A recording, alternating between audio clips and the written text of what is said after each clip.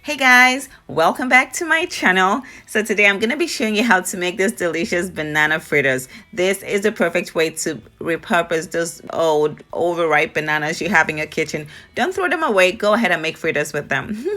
So I have some overripe bananas. My bananas are not as ripe as I would love them to be, but it works perfectly, okay? The riper, the better. So now I'm gonna go ahead and blend my bananas until it's really smooth. If you don't want to blend it, you can go ahead and use a potato masher, or you can actually use your fork to mash it up. So I'm adding my brown sugar, some heavy cream, some melted butter, and I'm also gonna add some baking soda, about a tablespoon, some vanilla extract, nutmeg, salt, and I'm gonna whisk this up really good to make sure that sugar is all dissolved and everything is well mixed up together. As soon as it's mixed up, I'm gonna add my dry ingredients, which would be some desiccated coconut for some extra flavor, and about a cup of all-purpose flour.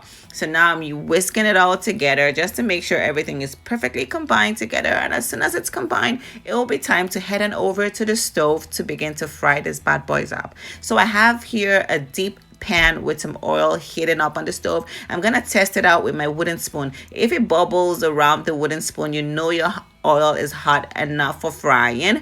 I don't have a thermometer. If you do have a thermometer, you want to raise the oil temperature to about 350 degrees Fahrenheit. Anyway, so now I'm using some ice cream scoop to let my batter drop into the oil. Just drop it, guys. Just let it drop. When it drops, it forms a really nice, it gives it a really nice shape when it drops. But if you try to just scoop it in, it's gonna end up being flat. And guys, here's a trick. Use a deep pan to fry.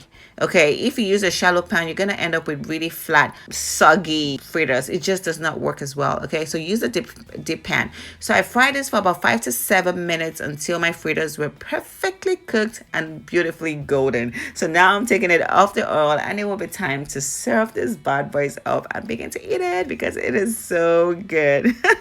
Of course, I like to make things pretty, so I'm adding a dusting of powdered sugar on top of this, and guys, it tastes so good. It is amazing. You should try it. Anyway, thank you for watching, guys. Leave comments in the comment section down below and let me know what you think. Share this video, like this video, and subscribe to my channel if you haven't done that already. Please do so right now. I love you guys. See you all in the next video.